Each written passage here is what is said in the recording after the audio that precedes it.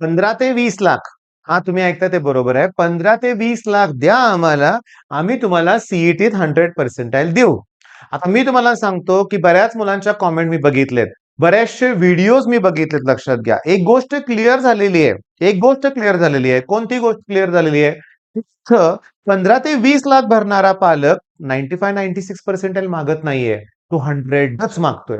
म्हणजे मी तुम्हाला सांगतो, कालच मी निशांत सरांचा व्हिडिओ बघितला. निशांत सरांनी डिटेल अनालिसिस दिले 2020 पासूनचं. ओके. मी तुम्हाला नेहमी सांगतो YouTubeवर बेस्ट चॅनल आहेत.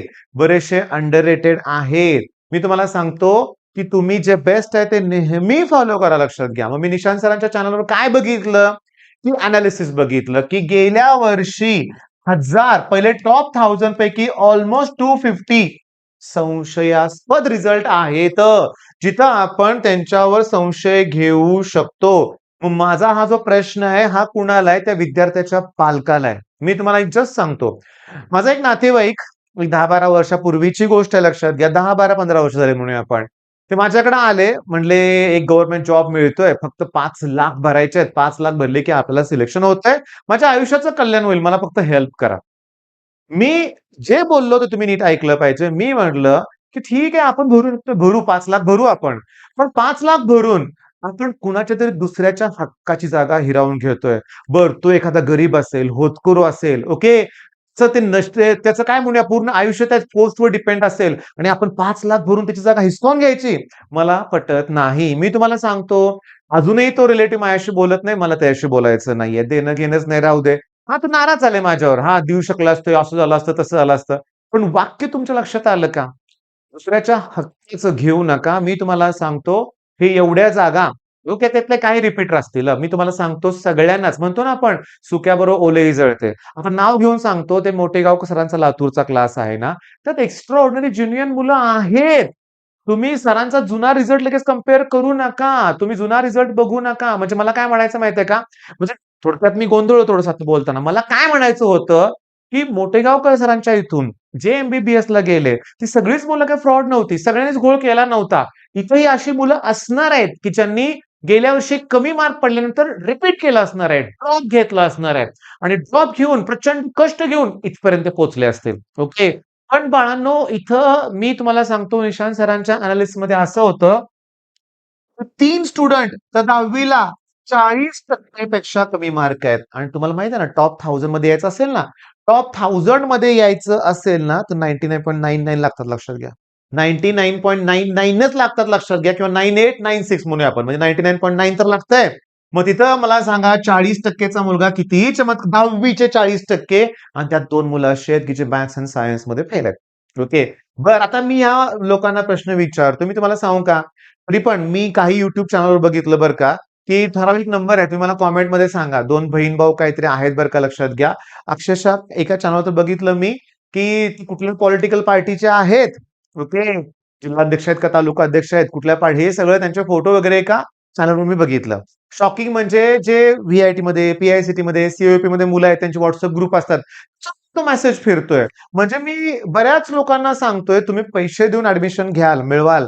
पण तुम्ही ठीक आहे आमच्या नजरेत आलाय, मुलांच्या नजरेत येणार आहे. तुमच्या फर्स्ट सेमचा रिझल्ट दिसणार आहे आणि यावेळेस पक्क लक्ष असणार आहे यांच्यावर लक्षात घ्या आपलं. पण मी तुम्हाला सांगतो, वर आहे ना कोणतरी, हो, कुठं फेडाल ते पाप सांगा बघू. कुणाच्या हक्काची जागा घेताय तुम्ही. आणि ऑब्व्हियसली मी काय म्हणलं, पैसे भरून 95-96 कडे जाणारच नाही ती लोकं. कारण 95-96 कोण काय मिळतंय? कुठंच नाही मिळत. मग माझं काय म्हणणं आहे ह्या लोकांना, ह्या अगदी तोंडात अशा शिव्याच येतात म्हणूया आपण ह्यांच्याविषयी लक्षात घ्या. समजून घ्या. यांना माझा सल्ला आहे. तुम्ही ना घावणार कुठेतरी. आता मला सांगा, की ते मोठे-मोठे लोकं गावली लक्षात घ्या. ओके. आडनाव पण त्याचे मोठे गावकर. मोठे-मोठे लोकं पण सुटले नाही त्याच्यातून लक्षात घ्या.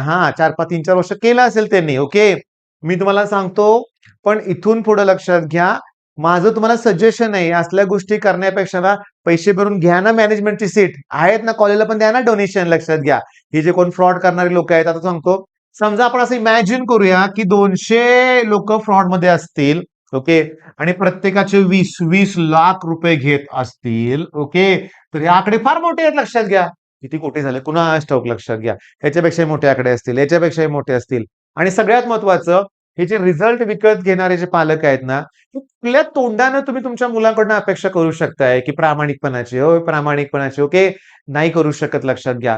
मी तुम्हाला सांगतो, प्रत्येक वेळेस तुमचा मुलगा चूक करेल आणि तुमच्याकडे बघेल. "आहेत पप्पा, आहेत डॅडी, ओके, सांभाळतील सगळे." किंवा अशी जी वाया गेलेली बरीचशी मुलं बघितली ना, बापच कारणीभूत आहे, लक्षात घ्या. ओके, आई-वडील दोघेही कारणीभूत आहेत. मी तुम्हाला सांगतो, लाजा वाटल्या पाहिजेत तुम्हाला पैसे रिझल्ट विकत घेताना. हो का, लाज वाटल्या पाहिजेत. चला घेतला रिझल्ट, सीओपीत गेला व्हिजिट, झेपणार आहे सिलेबस, नाही झेपत.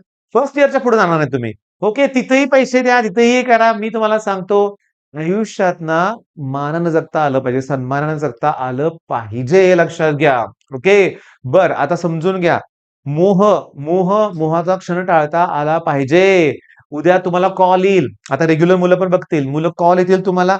इमिडिएटली तुम्ही तुमच्या पालकांनी पोलिस स्टेशन पर्यंत गेलं पाहिजे. तुम्हाला जर असा कॉल येत असेल ना, मुलांना कॉलच येत आहेत रे. हे जे बिझनेस करणारी जी लोक आहेत ना, फ्रॉड करणारी लोक, बिझनेस कसं म्हणता येईल, फ्रॉड करणारी लोक आहेत ना, ही विक्री शोधतातच ना. ओके, क्लायंट म्हणूया, क्लायंट. त्यांना हे लोक पाहिजेतच ना. म्हणजे तुम्हाला आता आपल्यालाही कॉल येऊ शकतो, लक्षात घ्या, की एवढे पैसे भरा, आम्ही सेंटर मॅनेज करतो, हे करतो. नकार द्या. कष्टानं, प्रामाणिकपणे मिळवलेली गोष्ट आयुष्यभर तुमच्या साथ राहते. तुम्हाला त्यातून आनंद मिळतो, पण दुसऱ्याला फसवून, चुकीच्या मार्गानं कमवलेलं काही उपयोगाचं ठरत नाहीये. आणि सगळ्यात इम्पॉर्टंट सांगू का? इथं मला या व्हिडिओतून शेवटचा मेसेज काय द्यायचा आहे बघा. काही झालं तरी आपला प्रामाणिकपणा आपण सोडायचं नाहीये. त्या नालायक मुलांच्यामुळं आपल्याला सीओईपी नाही मिळालं. आपण सीओईपीतून पी-आय-सी-टीत आलोय. ओके. पी-आय-सी-टीतून व्ही-आय-टीत यायला लागतंय.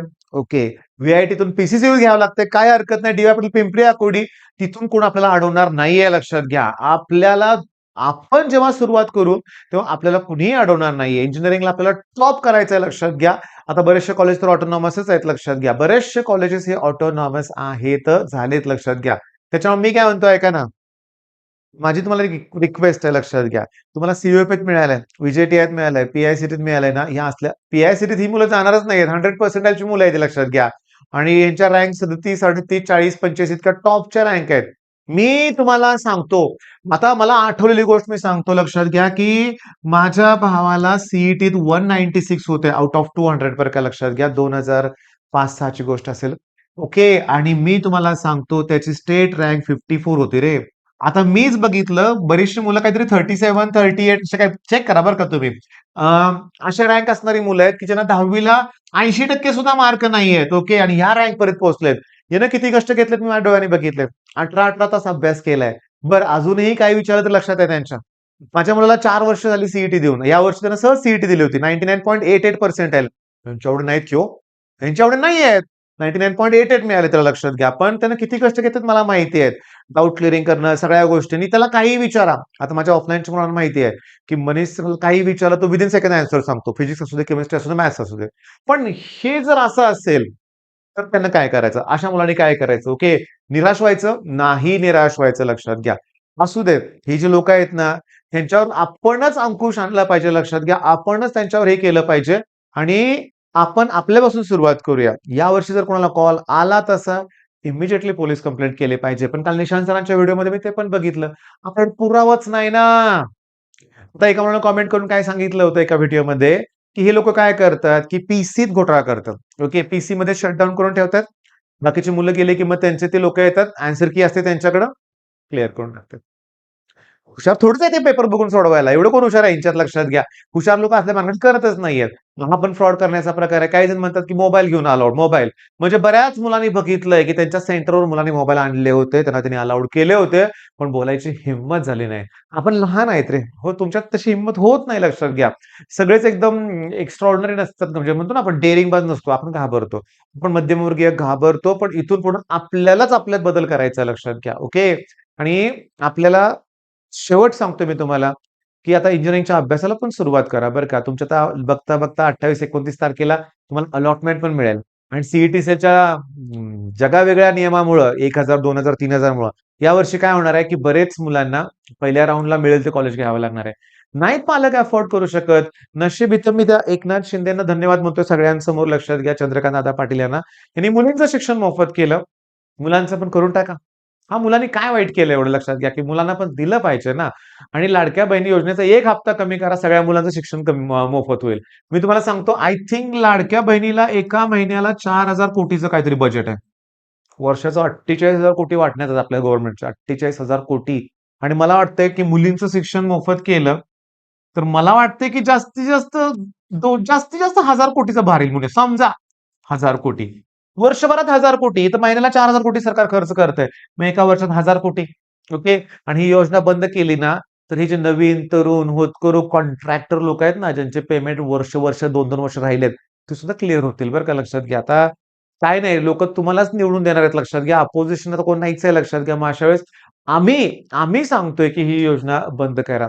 आणि सांगू काय? शिक्षण, त्याच्यानंतर मेडिकल फॅसिलिटीज या गोष्टी दिल्या पाहिजेत. एक वेळचं जेवण द्या गरीब लोकांना. मी तुम्हाला सांगतो कोल्हापूरमध्ये मी एका हॉटेलमध्ये जेवत होतो लक्षात घ्या.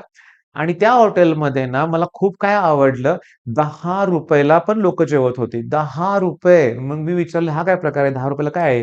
त्यांना सेक्शन वेगळा होता तो. पण ₹10 शिवभोजन थाळी नावाची कुठलीतरी गव्हर्नमेंटची योजना आहे. एक नंबर योजना आहे. ₹10. मी तुम्हाला सांगतो हां, असेल जरा क्वालिटी एकदम ऑब्व्हियसली नसणारच आहे समजा. पण पोट तर भरलं जातंय गरीबाचं. मग अशा योजना पाहिजेत. ही योजना नको आहे. बास, कंटाळा आलाय लक्षात घ्या. बरं जाऊ दे, विषय वेगळा होता. विषय आपला हाच होता, की असं कुठलीही गोष्ट करायचीच नाही आपल्याला, की जेणेकरून पुन्हा आपलं मन आपल्याला खाईल म्हणूया आपण. ओके, मग हा व्हिडिओ थांबवतोय. प्रामाणिक आयुष्यभर राहूया आपण. All the best.